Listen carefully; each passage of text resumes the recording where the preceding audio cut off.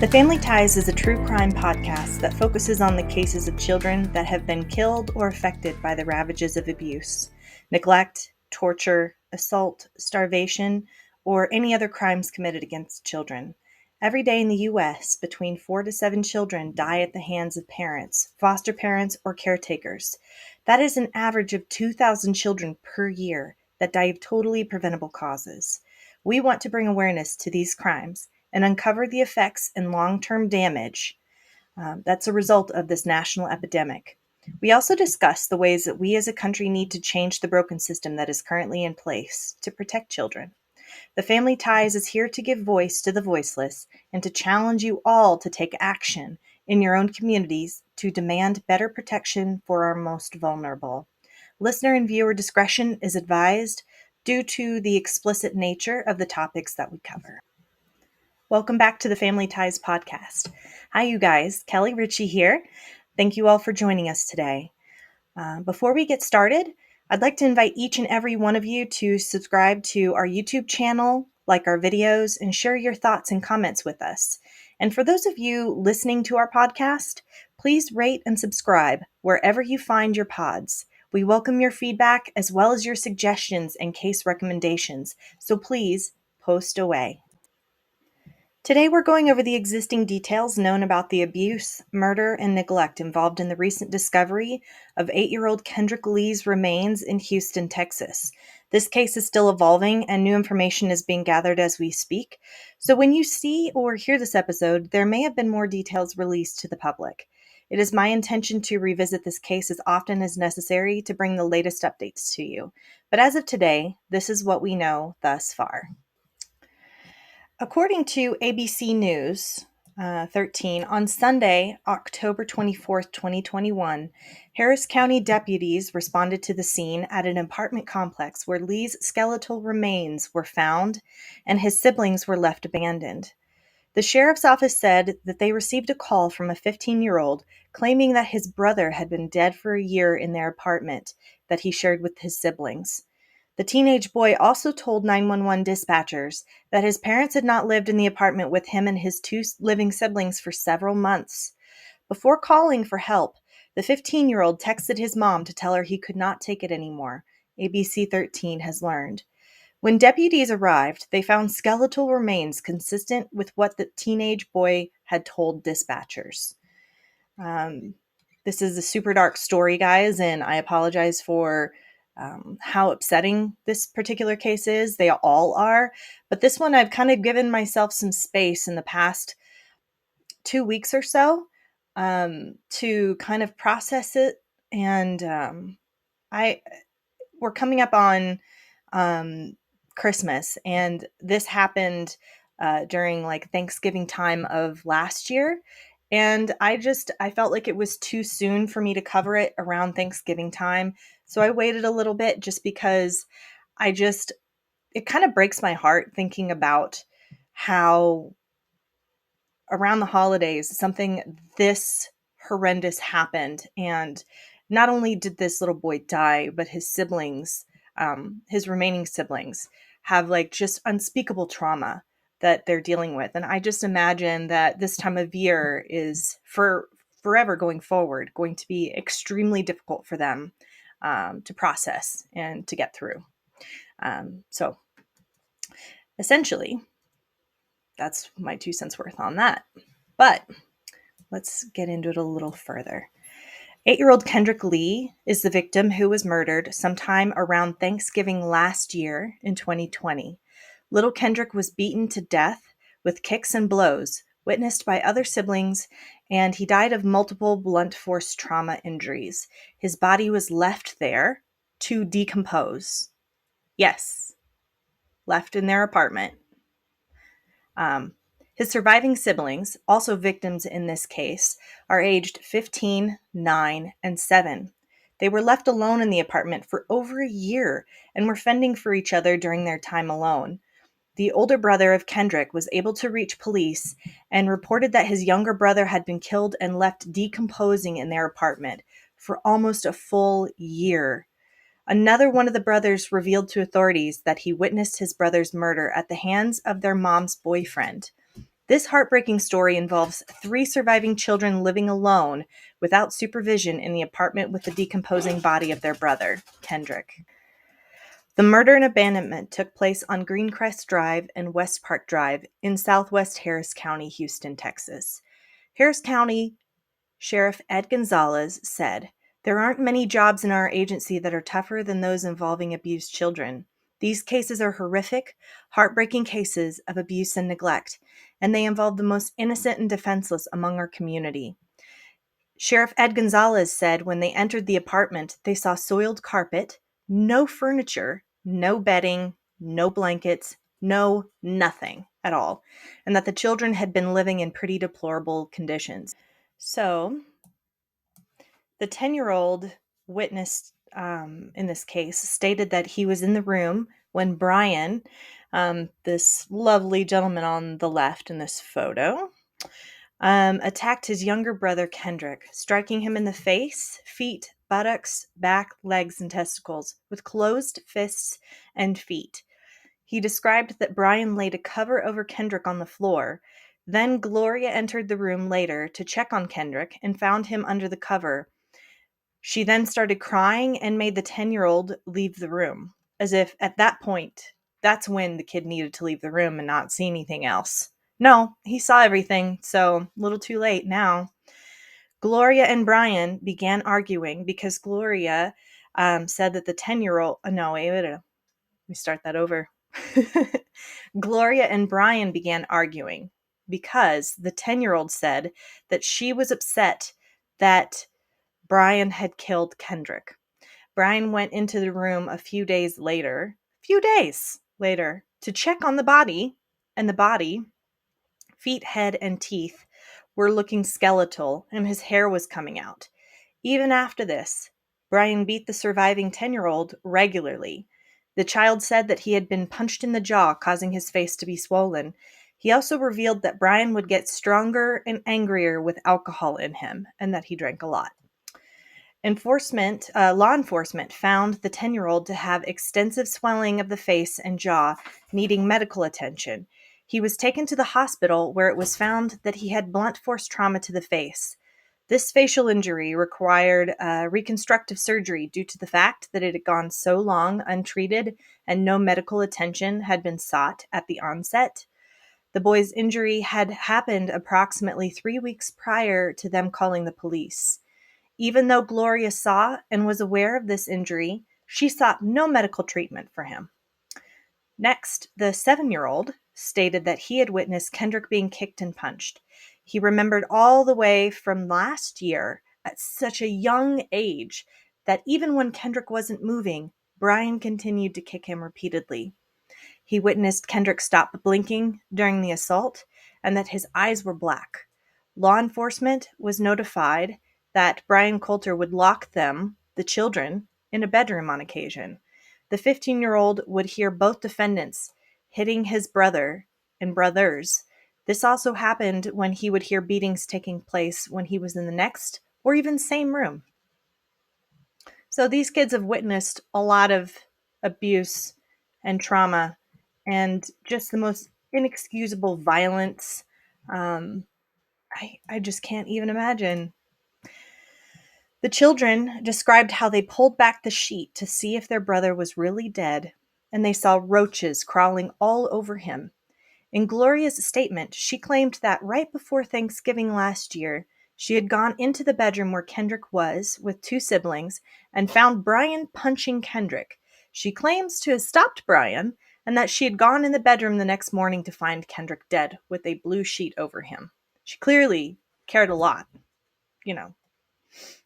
She confronted Brian, who said he was sorry and that he had lost it, and had punched him and continued punching him until Kendrick went to sleep. Brian said he covered him with a blanket after he went to sleep, and Gloria knew all of this and never notified the police because Brian had told her not to, and that she was afraid her children would be taken by CPS and that she would go to jail. I mean, it's a little late in the game to be worried about that now. You've embraced this lifestyle. You've embraced letting your boyfriend abuse your children, even if you never laid a hand on them, which, I don't think that my conjecture on that is going to be helpful. But, regardless, I think when you allow and you watch, just like with the Dominic Calhoun case, you guys, from this last episode, when you have a parent or an adult who knows abuse is going on, witnesses the abuse, yet does nothing, that makes them culpable and responsible as well. And I'm really glad that Dominic's Law exists. And I really wish and hope that maybe something like Dominic's Law could apply here, because to me, she is just as guilty. She knows what her boyfriend's issues are, and she allows him to do whatever he wants to her children that are not biologically his. And this is also another indicator, something that's huge in this kind of case, is when someone who's not a biological parent, lives with the children and has access to the children and abuses them without any impunity. So to me, I look at Gloria as equally as responsible as I do Brian in this case. And I really hope to see both of them behind bars for outrageous amounts of time. They never should be around children ever again. Either of them. Period. My soapbox, get off of that. So what makes this worse and what makes me even angrier is that she also intentionally moved to another apartment, leaving her kids in squalor so that Kendrick's body would stay concealed. Essentially, she left the three remaining children there so that it appeared that someone still lived there, so there would be no discovery of the body, or so she thought. With no care for her killed son or her other children, she conveniently moved away from the situation, using her children as cover. That's an additional, oh my God, for real, are you even a human being to think that that is okay in the first place, and then okay for children to have to bear the brunt of this burden for you? It's just inexcusable. She continued to pay rent and would send groceries to the apartment once a month. Clearly, not enough food was provided for the kids, especially since the surviving children were found to be malnourished. Even with the food, sometimes provided by neighbors, they were severely undernourished. As kind as it is that the neighbors offered food to the kids on occasion, that does not exempt them from responsibility here either. Penny agrees. They knew something bad was going on, gave food, didn't ask questions, didn't report the situation. Instead, they chose to bury their heads in the sand. And I'll get into that a little bit later as well. A little bit further, just to where I'm not just being super dramatic about this. There were other things that happened that were clear indicators that something was very wrong. The surviving children have told authorities that they would frequently be locked in the room with Kendrick's dead and rotting corpse. This occurred multiple times, even when Gloria and Coulter were still living in the apartment. I mean, it continues to get worse and worse. And I mean, I don't feel like there's anything redeeming about either Brian or Gloria that I can tell you. All I can say is that I understand that addiction is it's a big deal, but what we don't really talk about as often these days is addiction to alcohol. We kind of give people a pass for drinking too much, and we harp on people for drug abuse. I don't know about Brian's drug use, if any or at all, but clearly he was an alcoholic, and to me, we tend to view that as a lesser, and I think that that's a huge mistake on our part as a society.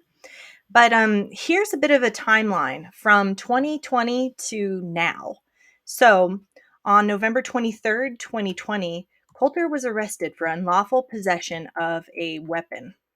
Then in March of 2021, Gloria and Brian moved out of the apartment, leaving the remaining children alone with the decomposing body.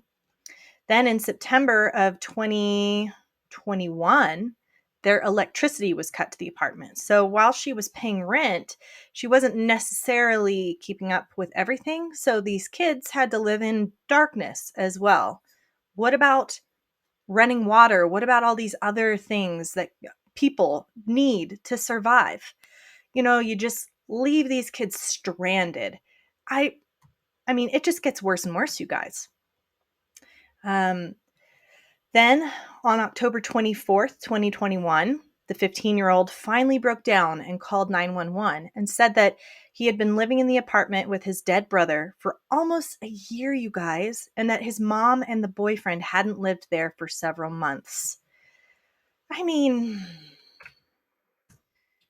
I'm really glad that the kid finally, was able to realize like, hey, I have to get help. No one's going to reach out and help me. I have to do it myself. And then on October 26th, Gloria and Brian were finally arrested. Finally. I mean, and I say finally because it's like it's been over a year and these kids have had to hold this secret for these two awful people who are just too selfish and frightened to have to take accountability for their actions. I would very much like to believe that their selfish actions, by them moving into a different apartment while leaving the kids alone, was their downfall. I would really like to think that.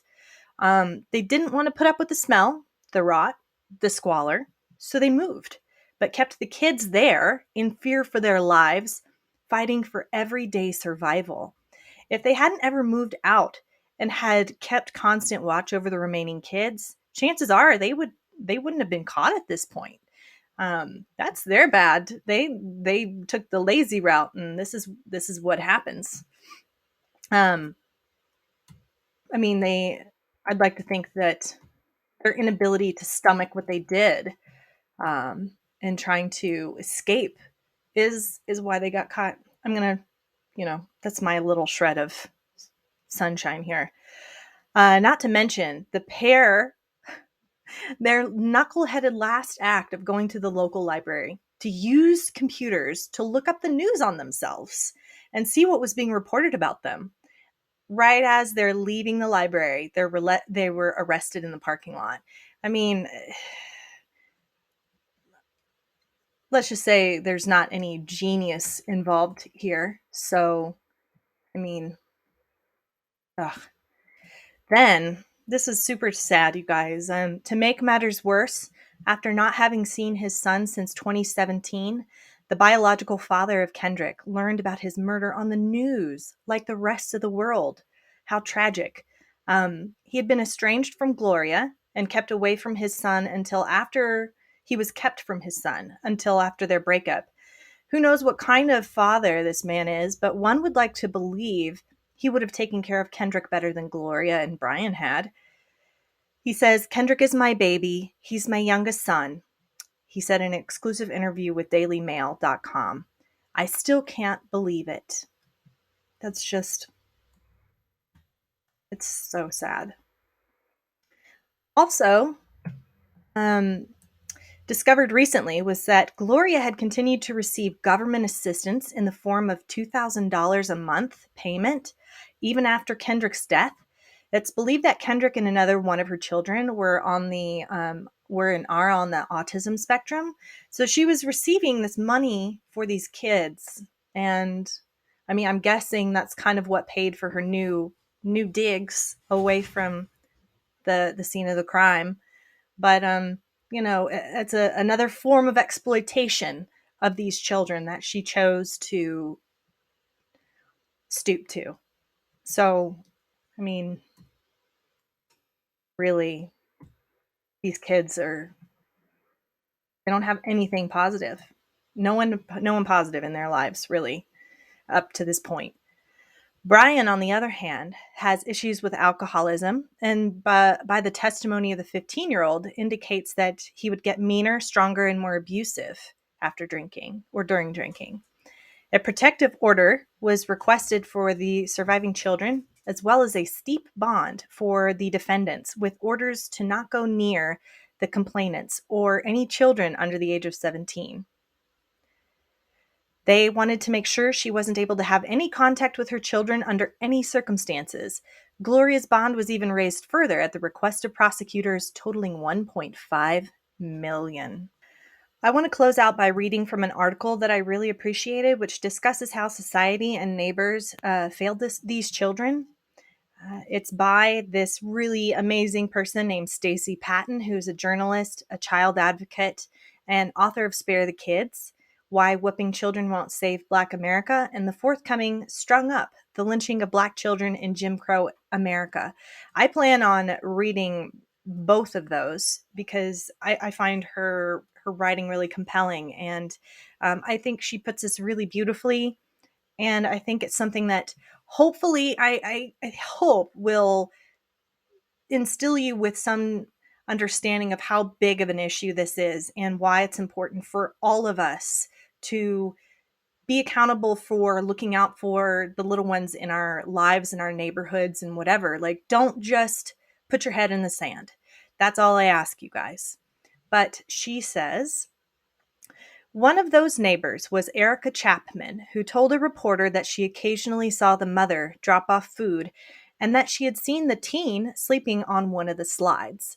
So she had seen one of the children, so the oldest one, outside sleeping on a slide on the playground.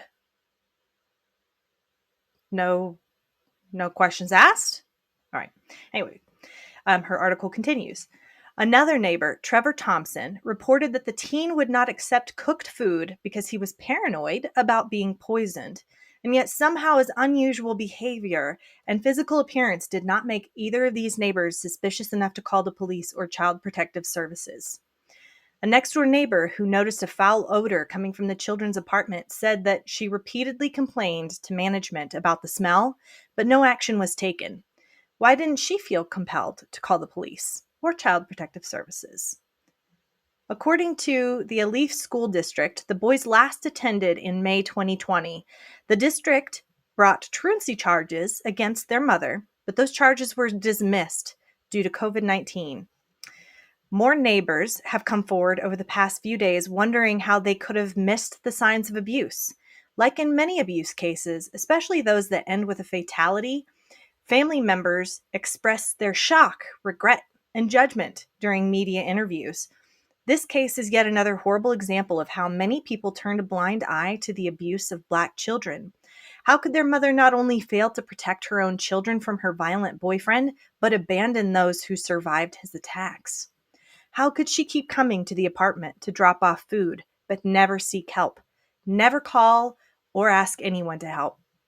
How did this tragedy happen? How could the neighbors have been so disconnected? How could they see a thin Black teenager begging for food, sleeping outdoors, smelling a foul odor coming from his apartment, and not call the cops? Did they fail to act because they are accustomed to accepting the suffering of Black children who are impoverished, unkempt, starving, and abandoned? Is the adults' fear of the police, Child Protective Services, the system, so deep-rooted or pervasive that even this situation would have them enabling the suffering rather than reaching out to the authorities to try and end it? To understand how this kind of horrific abuse and so many failures could happen, we need to connect a number of factors. First, we must always acknowledge the larger ecosystem of oppression and anti-Blackness that drives all systems in this country. So yes, the system is absolutely stacked against Black survival, Black families, Black children, and overall Black well-being. No question about that.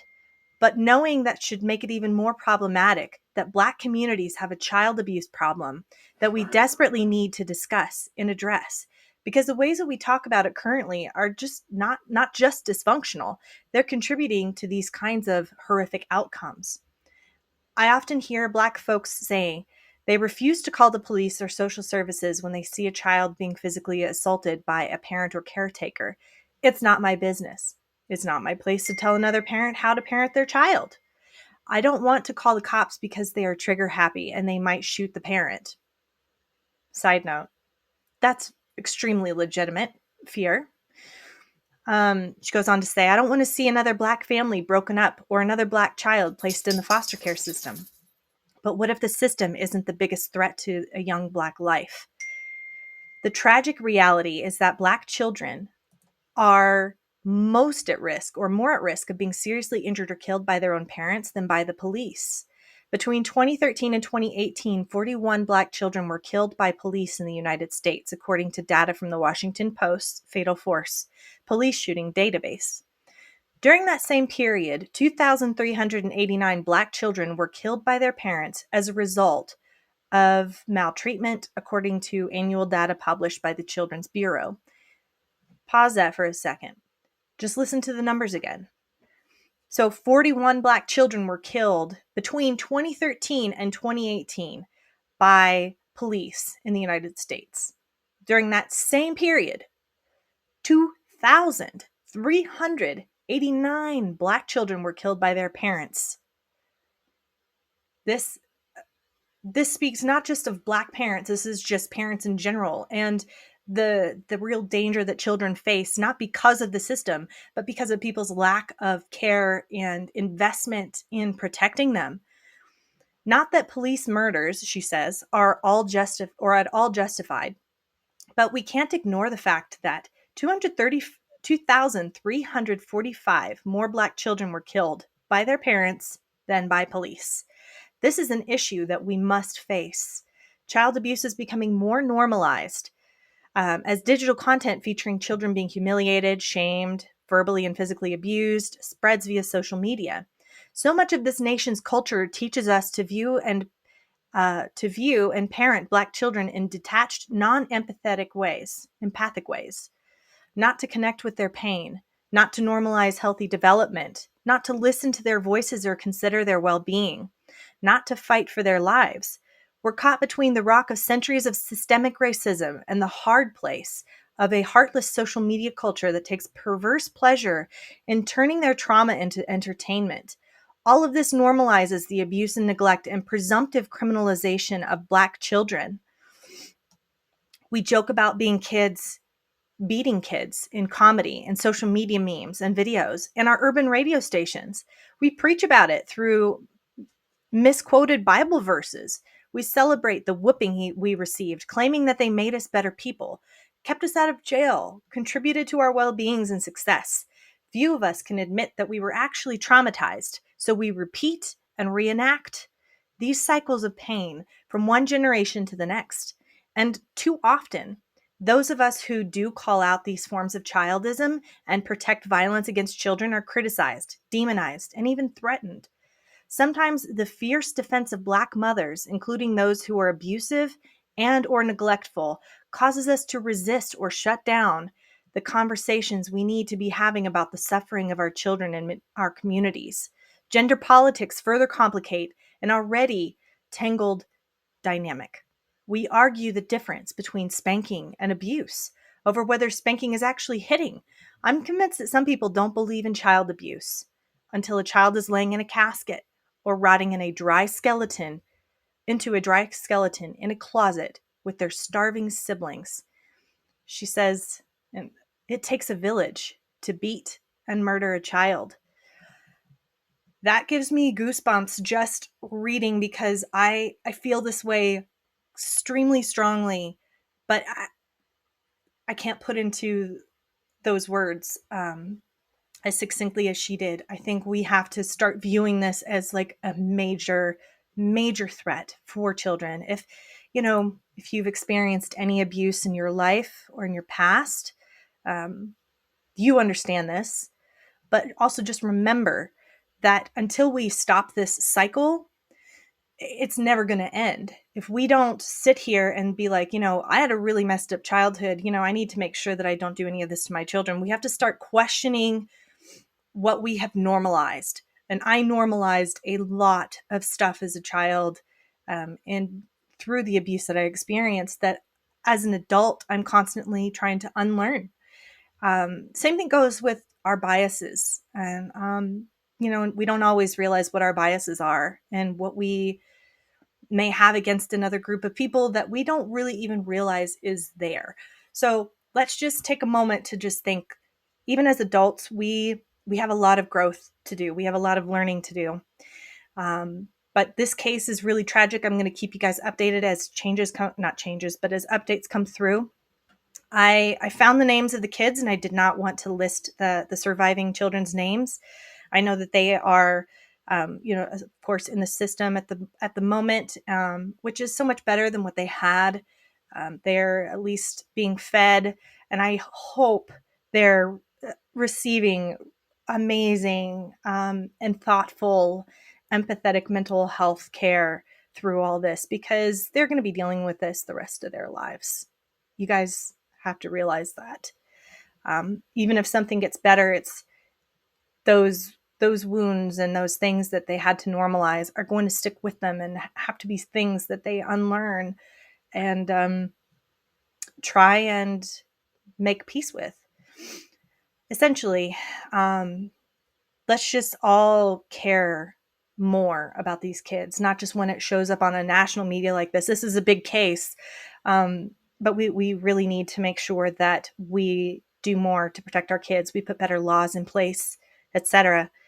Thank you for joining us or joining me today. It's hard for me to get out of the habit of saying us. I miss Julia, so I'm just going to continue to speak to speak as both of us. I urge you all to donate or join local causes in your communities that are working to fight for better children's rights. If you don't know where to start, please visit our website for the resources and click on the donate page, where we have links to some of our favorite child advocacy programs, such as EndCan, End Child Abuse Now, and the Coalition for Responsible Home Education. It is all of our responsibilities to stand up for the rights and lives of children everywhere. This is a fight that has nothing to do with partisan politics. Simply, it's the right for all children to be safe, loved, and cared for. Thank you guys, and join the family.